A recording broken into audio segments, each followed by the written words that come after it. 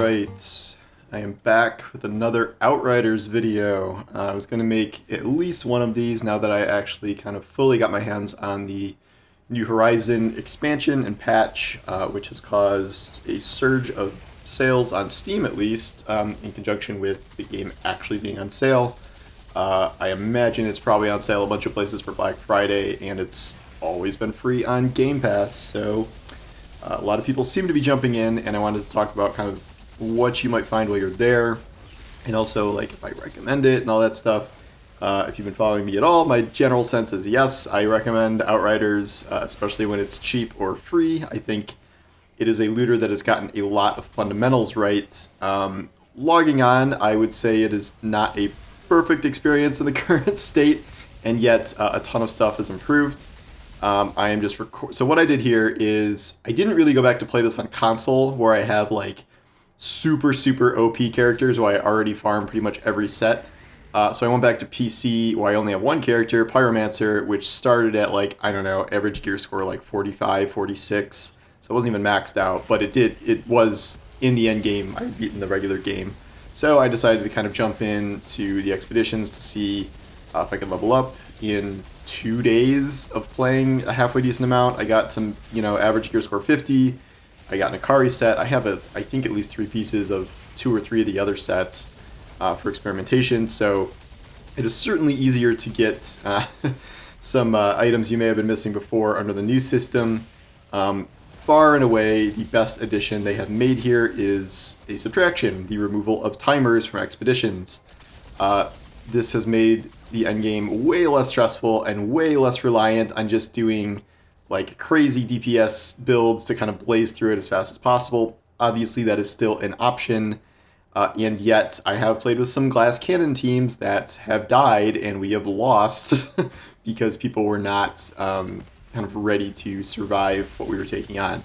I have yet to actually beat the Wellspring on PC because my teams all keep dying during the part at the beginning with the Wizard, and that is like several notches higher in difficulty above pretty much anything else in the game. I will say it does seem like if you had some like crazy overpowered build before, there were only very minor nerfs that happened, so you would probably still be able to blaze through even like tier 15 content pretty easily, and I'm seeing some people say wishing there were even harder difficulties. But if you're a new player, if you're a returning player who didn't like already fully max out this game, I think you will find a good experience. There are a few really cool things the game has done now where you can use your drop pod resources to just essentially get a random legendary every couple of expeditions from Tiago, so he's actually useful now. He doesn't only just sell the same like 4 things. You can refresh his entire inventory for even more drop resources to kind of get a broader spectrum of options. If you play Heart of the Storm, you can actually pick one of 3 legendaries you'll get at the end there. The new expeditions are fine. They're nothing like crazy, but I have just uncovered one of the secret things in them. I forget which one it is, the Marshall's Complex, but you beat it and then the thing doesn't actually end. It directs you to some other portal kind of thing, and you do a really hard boss fight against that dude from the campaign who just jumps around smacking you with his axe every 2 seconds.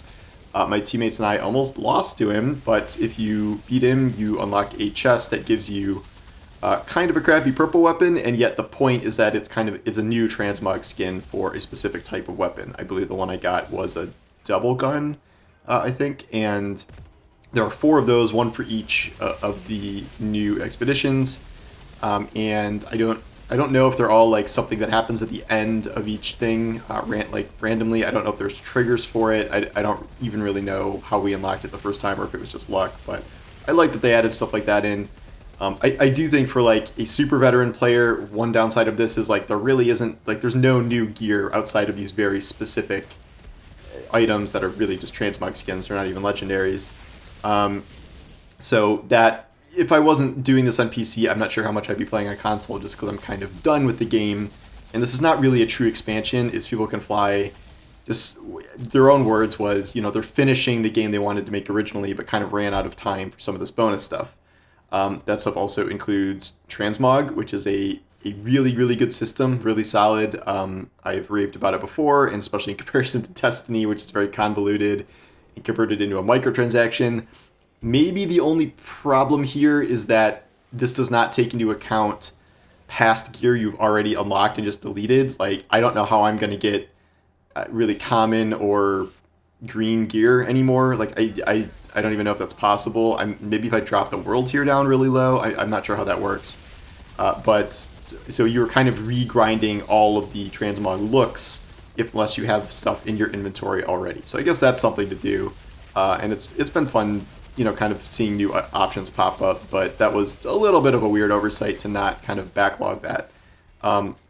One thing that I am noticing here is there was a period where they just opened up crossplay and they fixed a bunch of server issues and all this stuff, and matchmaking got a lot better. Things have gone a little bit downhill from that. I'd say I am still having a good amount of trouble with matchmaking in various ways. There's still some amount of AFKing, like even though they have AFK protection in there, like people standing around the base. I've had some connection issues. I've had some lag issues. You can't be kicked out of the party anymore. Like once you're in the final boss zone, I had someone who was the host just leave the match right after the pod opened, and all my legendaries were sitting on the ground. And if the host leaves, the entire game disconnects and you have to start the whole thing over again. And I did not get the loot. I don't know why. Maybe that person dropped by accident. I have no idea, because they wouldn't have gotten the loot either by doing that. But I hate the way host migration works in this, where if the host drops or leaves, it starts the entire thing over again, and that has happened at least a half dozen times, I'd say, already, and it bothers me that system is still in place. So it has not been the easiest to get into match-made games. Unfortunately, that is still a pretty pressing issue, and as I said, I cannot find a team on PC yet that is even coherent enough to beat the Wellspring. So it's a pretty wide mix of players that are like just returning and veterans who are like, I keep running into the Technomancers that still have like the crazy toxic bullet builds that are just, I have one of those on console, but like it's just nuts kind of compared to almost anything else in the game. This build you're seeing me do is just something I'm sort of freestyling with the Akari set. It's by no means like the most optimal Pyromancer build in the world, but I'm still missing a few of the pieces to really kind of open that up. And I want to kind of experiment with some of the other sets besides Akari too, and I'm looking for a few more pieces of those. In the end, my recommendation is yes, I would probably come back and give Outriders a try, either if you bought it already or if you can find it for sale for cheap, or if it's on Game Pass. I really do think they have a lot of good stuff here. I really like the story campaign, generally speaking. Maybe not like all the mechanics of it, but I actually like the story quite a bit, which surprised me. And then I think they have done a good overhaul of the endgame and abilities and gear, where everything is more balanced, where you don't have to race against timers and you can do more build diversity. And they just really do fun things with like build synergy and experimentation, and they're just, it's free respecs, it's borderline free, modding of gear, it is free transmog. Like, they're really, really open with this stuff, and they are doing a paid expansion early next year, and I certainly am looking forward to that now.